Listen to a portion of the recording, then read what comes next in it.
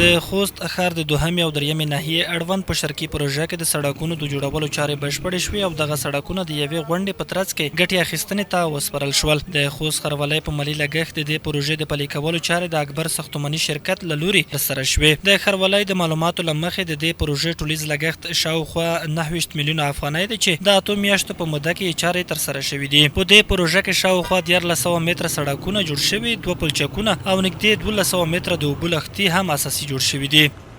ان شاء الله چې تاسو به جریان کې وای چې 1404 کال کې موږ تقریبا تر 10 پورې پروژې په پلان کې نیولې وي چې هغې دپاره موږ انکشافي بودیجه چې هغه 2.5 میلیونه په نظر کې نیولې وه. د هغې جملې څخه یې دا د شرقي پروژه هم وه چې په دې کې تقریبا 1400 متره په طول سره سړک موجود او ترڅنګ یې په اساسي ډول لښتي رغول شوي دي. هغې هم د هغې طول هم تقریبا 600 متره دی. ترڅنګ یې 2 پلچکونه هم جوړ شوي دي. 29 میلیونه په دې باندې مصرف راغلی ده. نو د دغې پروژې ټول کارونه هغه که د تطبیق دی، نظارت دی او همدارنګه ډیزاین او برآورد دی، دا هم د ښاروالۍ د تخنیکي ټیم له لورې شوي.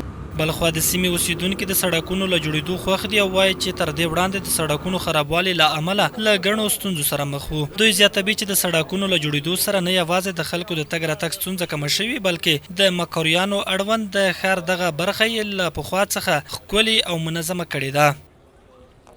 یوه ښکلې افتتاح، ښکلی زیره ده.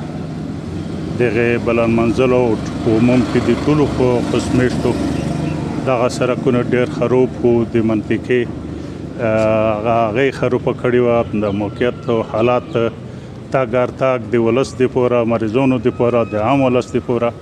نو نن چې موږ کسو ډېر یعنې په جهاني سویه، په لوړه سویه د ښکلي سړک جوړ شول چاچوپیر په دې ساحه کې.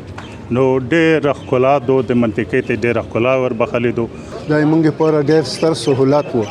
په دا معنا چې دا دلته به اطفال وو، دا سړک خامه وو، دلته به خټې وي، ډېر نور مشکلات وو. ترانسپورتیشن په ارتباط نه بعضې څوک به چارتلې کرایې لحاظه دا ټوله مشکلات وو.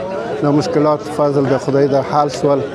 د ښاروالۍ مسؤلین وایي د سړکونو جوړول د ښار د پراختیا، ترافیکي ستونزو د کمولو او د ښاري سیمو د منظمولو په برخه کې مهم دي. دوی زیاتوي چې خوست ښاروالۍ سږ کال شاوخوا 10 لوی او کوچنۍ پروژې په پام کې لري چې د شرقي پروژې د سړکونو جوړول یې هم یوه برخه ده. د ښاروالۍ مسؤلین وایي د دې پروژې ځینې پاتې چارې به راتلونکي کال کې هم تکمیل او بشپړې شي.